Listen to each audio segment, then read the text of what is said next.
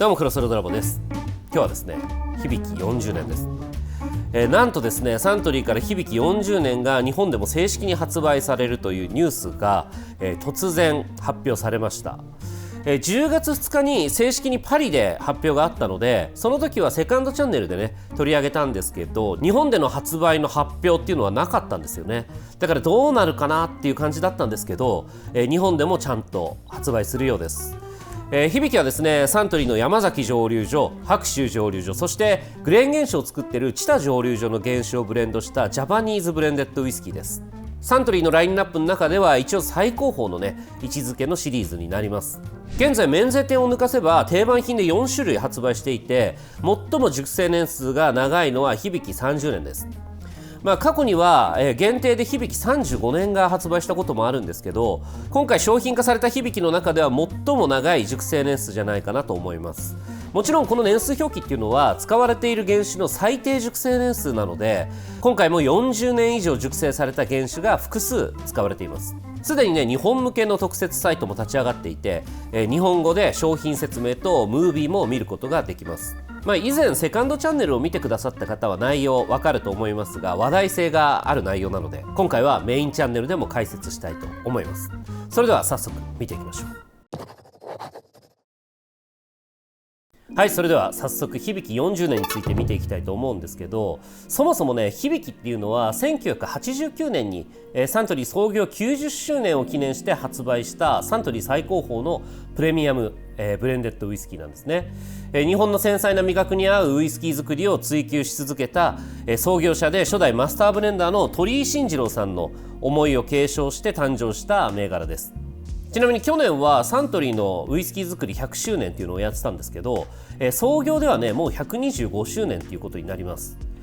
サントリーの歴史の中では最も貴重なブレンデッドウイスキーと書かれていました。今回先に海外サイトが立ち上がったんですけど、日本の公式サイトとはね結構書いてることが違うんですよね。というか日本の公式サイトは結構省略されていました。なので海外サイトの情報も参考にしていきたいと思います。まずね、外側から見ていきたいんですが、この箱ね、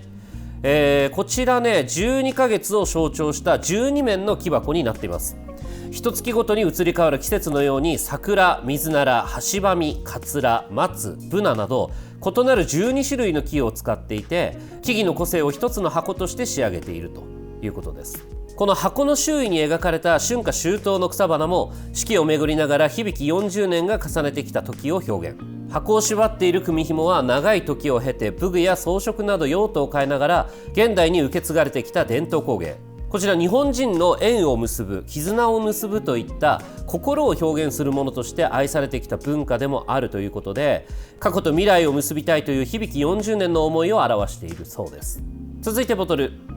はですね、響30年もそうなんですけど、日本の皇室御用達のクリスタルメーカーでもある鏡クリスタル製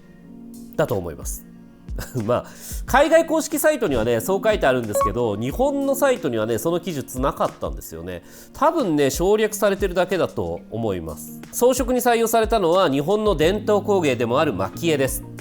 蒔絵っていうのは漆で描いた絵柄に金粉などを巻いて装飾する技法ということで、昔から漆塗りの食器の表面に施されてきた技法でもあります。それを響40年ではガラスに施したということで、描かれているのは金色の四季の草花です。響40年を育んできた日本の春夏秋冬を表したデザインになっているということですね。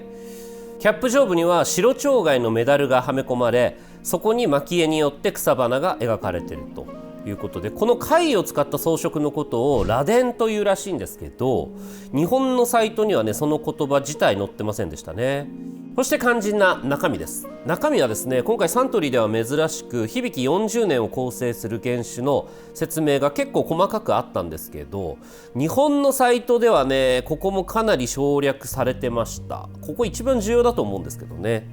まずはね日本の公式ページの情報を紹介します。一つ目は山崎蒸留所で1978年に蒸留され、アメリカンオークで約46年熟成されたモルト原酒。長期熟成ならではの濃厚な香味は響らしい華やかに広がる香りの中に伸びやかな甘さをもたらすということです。続いて白州蒸留所で1981年に蒸留された42年熟成のピーテッドモルト原酒です。こちら響き40年の柔らかな口当たりと味わいの奥行きを生み出しているということで、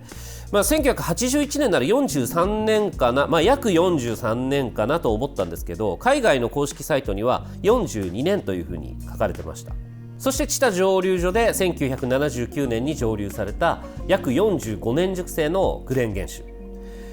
長期熟成の知多グレン原酒の繊細な質感が山崎蒸留所、白州蒸留所の高酒齢モルト、長期熟成モルトって意味ですね。その2つの重厚さと出会い、響き40年のしなやかで美しいハーモニーを奏でているというふうに書かれています。以上なんですけど、これセカンドチャンネルを見た方はね、あれって思いますよね。海外のね公式サイトと比べると圧倒的に情報量が少ないんですよね。海外で発売される響き40年の公式サイトには、先ほど紹介した原酒の他に山崎蒸留所で1983年に蒸留されアメリカンオークダルで熟成されたモルト原酒、同じく山崎蒸留所で1980年に蒸留されスパニッシュオークの樽で熟成されたモルト原酒、これ多分新樽じゃなくてシェリー樽のことなんじゃないかなと思います。そして山崎蒸留所で1983年に蒸留され水ならの樽で熟成されたモルト原酒、最後は知多蒸留所で1981年に蒸留されたグレーン原酒と、この4つの原酒もブレンドされているというふうに書いてあって、各原酒の説明もねちゃんとされてるんですよね。これね日本の公式サイトには全くありませんでした。やっぱりサントリーの響きといえば水ならだる原酒ですからね、それが書いてないっていうのはちょっと不自然な感じはしましたね。日本の公式のページだけ見たら最初のこの3種類しか使ってないのかなってちょっと、勘違いしちゃう方がいると思います。くまなくねいろんなページ見たんですけどどこにも記載はなかったので、もしどこかサントリーの公式の日本向けのページに細かい記載がねあれば教えてください、コメント欄にね。もちろんね海外と日本で同じものが発売するという前提で今話してるんですけど、どうしてね日本向けのサイト省略したんでしょうね。そもそも海外のサイトには水なら、スパニッシュ、アメリカンオークの樽から強烈な個性を引き出しますというふうにね、書かれてるんですよ。水ならダルと、スパニッシュオークダルのワードすらねどこにも書かれていませんでした。これで、購入したいって方ちょっと不安になるんじゃないかなと思いました。中身はね一番重要な部分ですからここちょっと引っかかりますね。続いてテイスティングノートです。香りは熟成された華やかさ、美はドライレモンピール、クローブ、味は柔らかな口当たり、柚子の甘露煮、ほうじ茶、そして最後に余韻、オリエンタルな心地よい余韻、お香というふうに書かれています。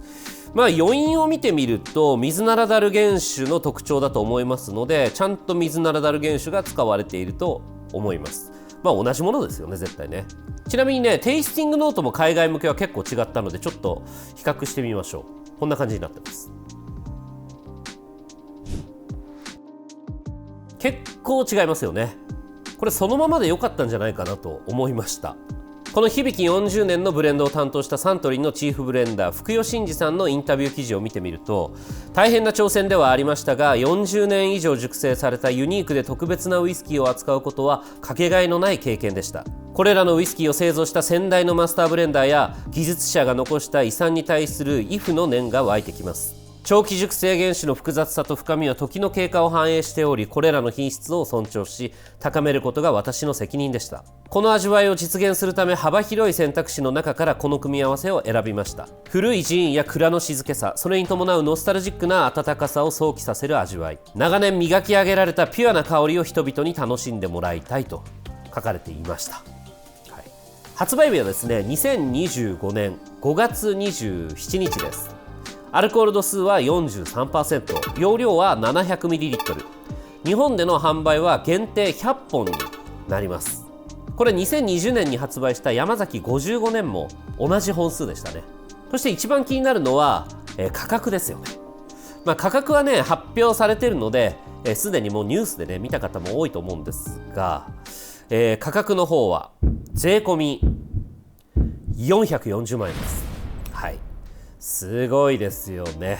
これ税込み330万円で発売した山崎55年を、大きく上回りました。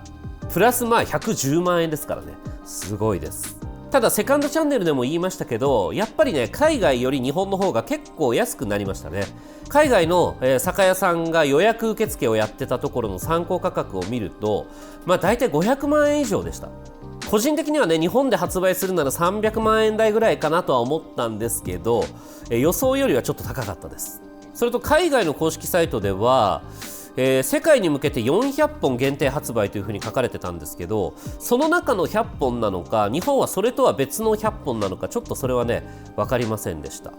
何にせよね狭き門ですよね。100ですから。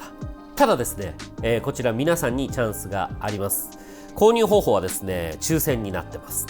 もちろん転売は公式で禁止されているのでこちら注意してください。山崎55年と同じようにボトルにはローマ字で、購入者の名前が印字されます。応募期間なんですけど2024年11月5日火曜日午前9時から2024年11月12日火曜日の23時59分まで。公式ページは動画概要欄に記載しておきます。これぐらい気軽に買えるっていう方はねぜひ応募してみてください。山崎55年みたく小瓶がついてたらねこれ嬉しいですね。はい、いかがだったでしょうか。いやすごいですね。今はディアジョだったりペルノリカール、そしてマッカランを所有するねエドリントングループのようなウイスキーの大手企業がこぞってね500万円以上のプレミアムなねウイスキーを発売している時代です。これプレミアム価格じゃなくて発売時の価格が500万円以上ってことです。各社残り少ない希少な原種でね超プレミアムウイスキーを作って世界的なブランド価値を高めているんだと思います。もちろん他にもね目的様々だと思うんですけど、この超プレミアムウイスキーの市場に参入しているっていうのはスコッチウイスキー以外ではサントリーだけだと思います。そうやって考えるとすごいですよね。僕も含めてほとんどの方が展示してあるのをね見るくらいしかできないと思うんですけど、こういう情報だけでもね楽しめるっていう方もいらっしゃると思いますので今回は動画にしました。この先ね蒸留所なんかで展示があったら有名人とは会った感じでね一緒にぜひ写真を撮ってください。こういうのは空港の免税店とかでもねガラスケースに入ったりしてますから、もしかしたらどこかで出会うかもしれません。そんな感じで本日は終わりたいと思います。チャンネル登録、Twitter フォロー、インスタのフォローを、サブチャンネルの登録をお願いします。クロスロードラボでした。バイバイ。